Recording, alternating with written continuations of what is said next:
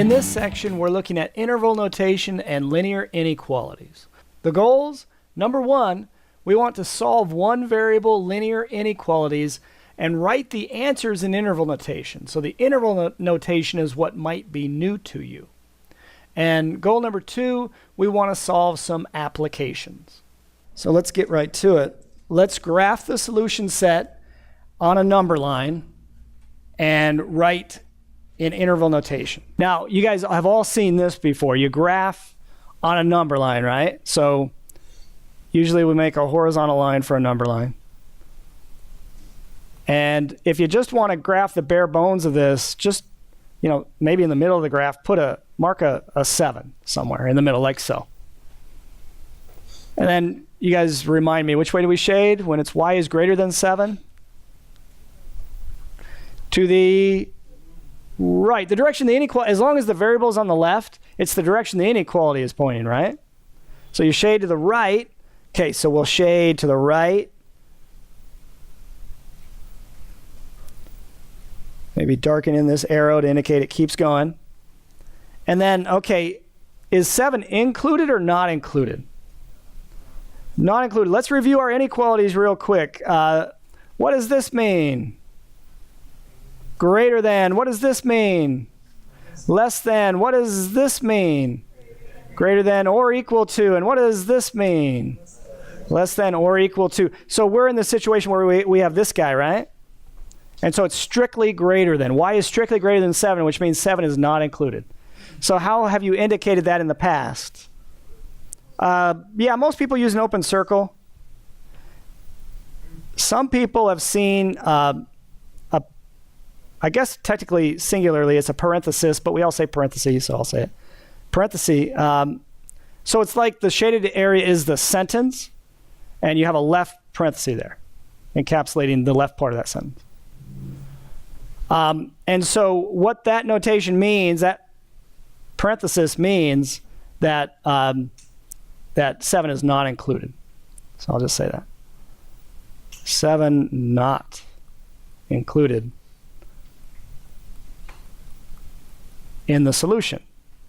The solution set is the shaded region, which represents all numbers bigger than 7. Okay. So the notation we're using to represent the solution sets in this section, interval notation. So what's interval notation? Interval notation is like a number line without the number line. What? Yeah, I know, it sounds weird. But what we're going to do is we're going to think of a concept that lies way out here to the right of 7. It's a number you can't, it's actually not a number. It's a concept you can't get to because it's a thing or concept bigger or an idea bigger than any other number. So what do we call that? Infinity. Infinity you can approach but never get to it, right? You can keep counting higher and higher and higher but never get there. So somewhere out there is infinity. And to write the answer then, the solution, the set of all x values that's bigger than 7, we kind of just delete the number line. We write down the 7, the infinity, we put a comma between them, and a left parenthesis on the 7, a right parenthesis on the infinity, because you never get to infinity either. So we're saying with this notation, it's interval notation because we're talking about the interval of numbers between 7 and infinity as solutions. Okay? That's it. I know, it sounds tougher than it is, right? So that's interval notation. So this looks like an ordered pair kind of, right? But from the context, you know that it's not a point. It's an interval on the x-axis. It doesn't have to be called x. It could be called y, as in this case. But it's an interval of numbers. Okay, so this is interval notation.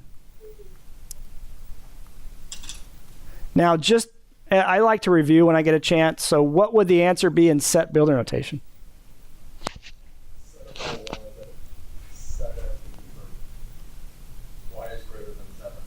Yeah. So you'd take the inequality notation essentially that you're given, or that you find if you have to solve to find the values of y that satisfy if it's an inequality instead of an equation. Anyway, you take the inequality, and remember, you just slap on an extra occurrence of the y in this case, vertical bar, and then, of course, the curly brackets on the ends. So that reads the set of all y such that y is greater than 7. So this, just to remind you, this is set builder notation, and you have to know the difference between the two on the test, right? Set builder notation. It's not what we're studying today, but I just wanted to contrast the two with you. Okay, you might say, why do we have two different ways of saying the same thing? Well, we do that in languages all the time, right? There are many different words for the same thing. Sometimes it's easier to express solutions in interval notation, sometimes set builder. Let's practice one more of these. Okay, you guys tell me what to do. We want to graph the number line solution to y is less than or equal to 10. So what would I start out with? 10 on a number line, sure. So let me draw a number line. Put 10 on there, and which way do I shade? To the left this time. So all numbers less than 10, that's what this shaded region represents.